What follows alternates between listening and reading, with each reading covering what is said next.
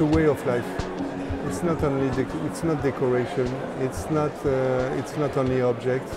It's a way of life. When I started 25 years ago, I could actually find a lot of pieces, but there were almost no buyers.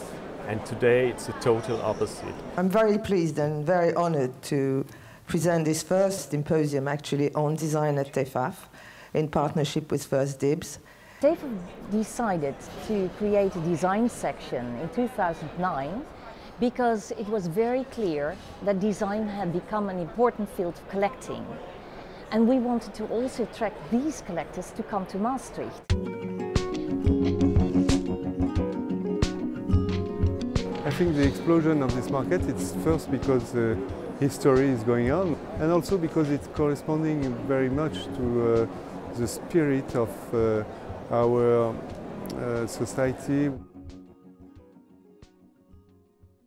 This big rise in prices in the decorative arts, how can it be explained? Mainly for the dealers, so it's very difficult to find like the right pieces, and so that's the first reason maybe. Then the second reason would be a rise of the interest of the general audience. I think it first started with the new magazines everywhere in the world. AD China was founded 4 years ago, I think, and internet helped for sure.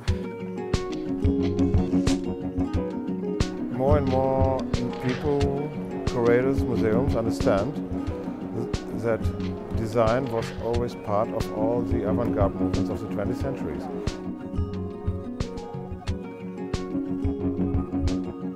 Being based in Europe and showing a lot of European as interior designer projects in America, it was obviously very natural to be able to shop and research and being curious to come across the same era of 1930s, 40s, which was the beginning of my career. That curiosity brought me to discover various American interior designers or craftsmen and architects. People are starting to get more interested because it does have a very American pioneering aesthetic. And what a lot of these designers did was, they're using the material to express.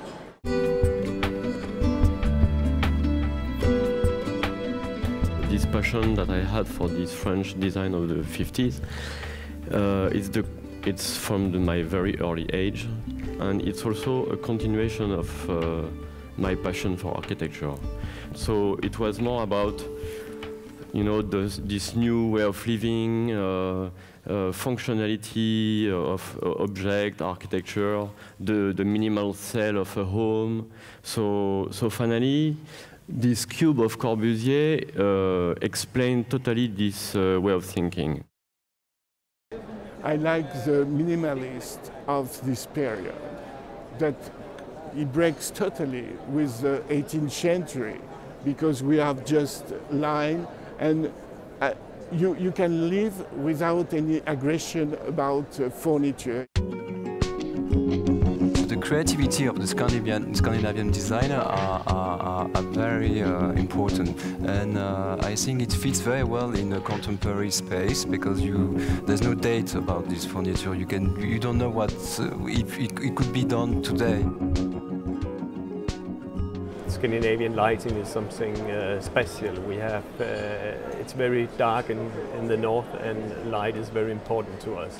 So we do see collectors starting buying either Pavo Tunnel or Paul Henningsen lights.